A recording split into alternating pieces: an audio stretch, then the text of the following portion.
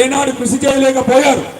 అంతేకాకుండా వీరిద్దరు ఎంపీలు ఏనాడు కూడా పార్లమెంట్ లో భారతదేశ సమస్యల పైన గాని బిల్లు పైన గాని మన ప్రాంత సమస్యల పైన గాని ఏనాడు మాట్లాడింది లేదు.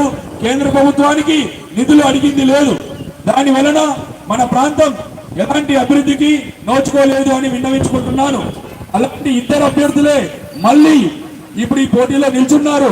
మనకు ఏమాత్రము పనికిరాని ఎలాంటి అభివృద్ధి చేయని ఇద్దరు ఎంపీలకి మనం ఓట్లు వేద్దామా వద్దా మీరే ఆలోచించాలి అని విన్నవించుకుంటున్నాను. అంతేకాకుండా టిఆర్ఎస్ అభ్యర్థి గాలి అనిల్ కుమార్ గారు ఆయన ఇదివరకే మెదక్ పార్లమెంట్ కి కాంగ్రెస్ పార్టీ తరఫున ఎంపీగా పోటీ చేశారు. ఆయనది మన ప్రాంతం కాదు, ఆయన నాన్ లోకల్. ఆయన పుట్టి పెరిగింది అమీన్పూర్, హైదరాబాద్ లోని అమీన్పూర్ ప్రాంతం. ఆయనకు అక్కడ ఎన్నో రియల్ ఎస్టేట్ వ్యాపారాలు ఉన్నాయి. ఆ రియల్ ఎస్టేట్ వ్యాపారానికి సంబంధించిన ఎన్నో రకాల కేసులు కూడా ఉన్నాయి. ఆ అనిల్ కుమార్ గారు ఎంతసేపు తన వ్యాపారాలను చూసుకుంటూ హైదరాబాద్ లో ఉంటాడు తప్ప మన ప్రాంతానికి వస్తాడా, మన ప్రాంత ప్రజలతో మెలగగలుగుతాడా, మనతో మాట్లాడతాడా అన్నది మీరు ఆలోచించాలి. కాబట్టి బీఆర్ఎస్ పార్టీకి కూడా ఓటు వేయడం అనేది చాలా నిష్ప్రయోజనం అవుతుంది. అంతేకాకుండా బీఆర్ఎస్ అధినేత కేసీఆర్ ఎంతో పెద్ద లీడర్స్ ఉండగా ఇక్కడ కూడా మన పోచారం సార్ కొడుకు టికెట్ ఇస్తానంటే ఆయన వెనుదిరిగాడు. ఎందుకు వెనుదిరిగారో మీరు ఆలోచించాలి.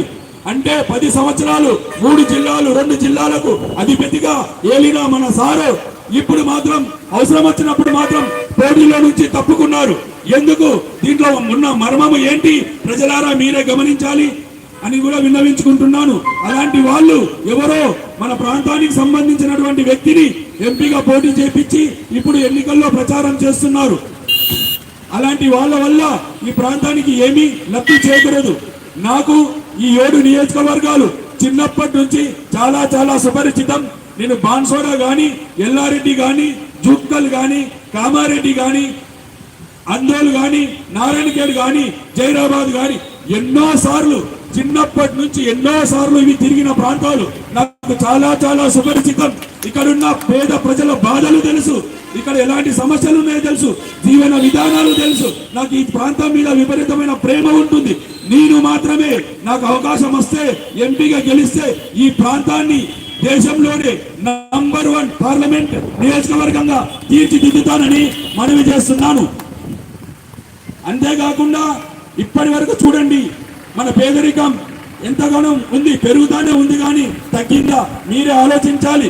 ఎందుకు అంటే ఏ బిల్లు అయినా కూడా పార్లమెంట్ లో వచ్చే బిల్లు కూడా అది పేద ప్రజలకు దక్కడం లేదు. ఎంతసేపు ఉన్నోడికే ఆ బిల్లు లబ్ధి చేకూరుస్తుంది తప్ప పేద ప్రజలకు ఎలాంటి లబ్ధి చేకూర్చడం లేదు. ఇది మీరు గమనించాలి. అంతేకాకుండా చాలా చాలా ఓటు బ్యాంకు బిల్లులు మాత్రమే పార్లమెంట్ లో వస్తున్నాయి. అవి మన ప్రజలకు పేదరిక నిర్మూలన కోసం గాని భారతదేశ అభివృద్ధి కోసం గాని ఎలాంటి బిల్లు రావడం లేదు. నన్ను పార్లమెంట్ పంపిస్తే ప్రతి బిల్లు పైన చర్చిస్తాను. ఏ బిల్లు అయినా కూడా పేదరిక నిర్మూలన కోసం, ఇక్కడ ఉద్యోగ అవకాశాలు కల్పించడం కోసం, గ్రామాలలో కుటీర పరిశ్రమలు నెలకొల్పడం కోసం, ఇక్కడ మౌలిక వసతులను కల్పించడం కోసం మాత్రమే ఉండాలి తప్ప ఓటు బ్యాంకు బిల్లులు వస్తే మీ అందరి మద్దతుతో అడ్డుకొని తీరుతానని కూడా మనవి చేస్తున్నాను. వీళ్ళు మాత్రం ఇప్పటివరకు ఎన్నుకోబడే ఎంపీలు ఏ మాత్రం మనకు పనికిరారు. దయచేసి ప్రజలారా గమనించండి. మళ్ళీ మనం 15 సంవత్సరాలు మోసపోయాం. మళ్ళీ వాళ్ళకు ఓటు వేసి మళ్ళీ మనం మోసపోవద్దు. తస్మాత్ జాగ్రత్త అని కూడా నేను విన్నవించుకుంటున్నాను. ఒక్కసారి ఈ సింహం గుర్తుకు ఓటు వేసి చూడండి.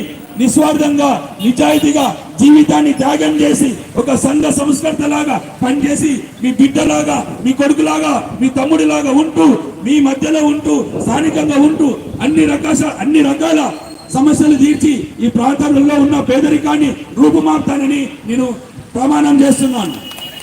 నా ప్రయత్నానికి మద్దతుగా ఈ సింహం గుర్తుకు ఓటు వేసి నన్ను పార్లమెంట్ పంపించాల్సిందిగా కోరుకుంటున్నాను.